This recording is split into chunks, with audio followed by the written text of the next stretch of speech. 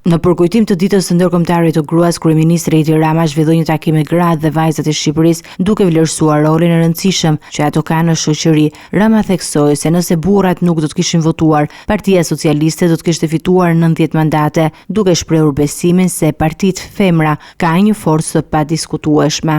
Gjatë fjalës së tij, kreu i qeverisë u shpreh në mënyrë ironike për koalicionin e Sali Berishës, duke kritikuar grumbullimin e figurave të tij, ndërsa theksoi se Partia Socialiste do të ketë një platformë tjetër për të ardhmen e Shqipërisë.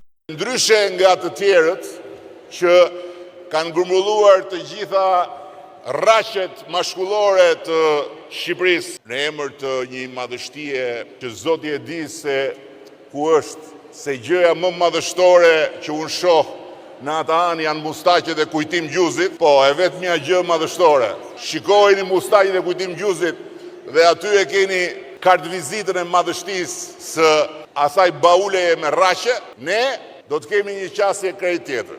Ne, burrat, ata që kanë marrë nga Partia Socialiste mandate, do t'i hedhim në fush që të meritojnë mandate. Ndërsa, gratë t'i ndajmë në 2 pjesë.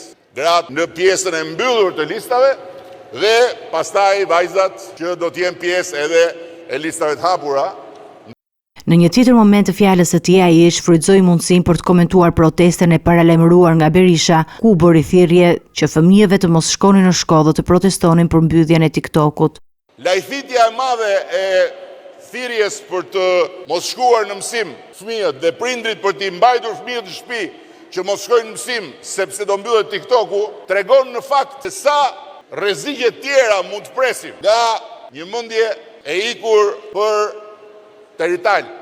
Rama theksoi se ky ishte një veprim pasence, duke theksuar se protestat të tilla janë një paralajmërim për rreziqe që mund të mos vinë nëse do të përfshihet mendja e gabuar në vendimarrje. Ai bëri thirrje që në 11 maj të mbështetet Partia Socialiste për të mos humbur mundësinë për të avancuar në negociata në anëtarësimin në Bashkimin Evropian.